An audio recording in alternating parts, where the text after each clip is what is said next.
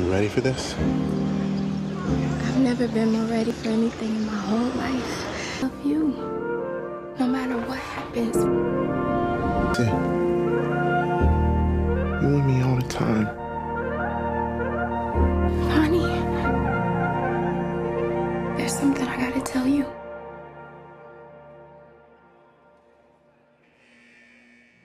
Salut à tous, aujourd'hui je ne vais pas vous parler de qu'est-ce qu'on a encore fait au bon Dieu, parce qu'il y a un film que je trouve plus intéressant et aussi plus fragile par la force des choses. Il s'appelle If Beale Street Could Talk, si Beale Street pouvait parler. C'est réalisé par Barry Jenkins, c'est tiré d'un roman de James Baldwin, que je ne vais pas vous présenter.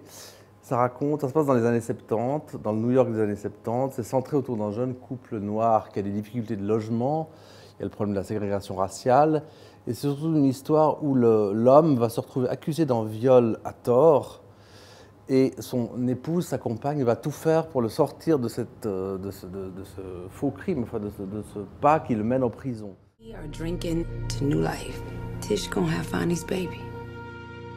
I hope it's a boy. Come on over here, daughter.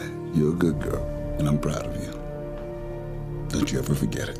And who's gonna be responsible for this baby? The father and the mother. I wanna hold you in my arms. I gotta hold our baby in my arms. We'll find a way. That child was born of sin. That child is your grandchild. What difference does it make how it gets here? Unbow your head, sister.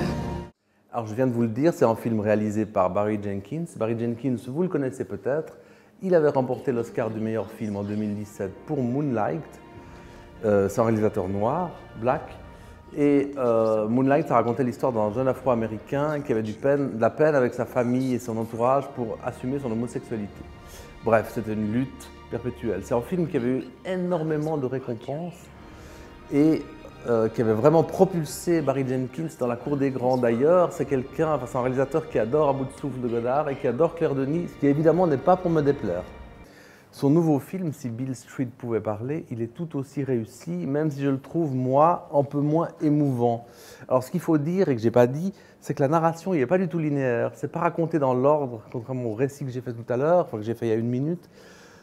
Tout est fragmenté, vous verrez, c'est une narration éclatée, qui est assez séduisante d'ailleurs, parce qu'on peut remarquer qu'il a un style, ce réalisateur, et qu'en 2 films, même s'il en a fait un 3e qu'on n'a jamais vu, en 2 films, malgré une certaine tendance au classicisme qui n'est pas un défaut chez lui, il a réussi à imposer sa propre écriture, son propre style, et vraiment, je vous le conseille une fois de plus, c'est un des beaux films de l'hiver, et il ne faut pas le manquer. Donc, bonne séance.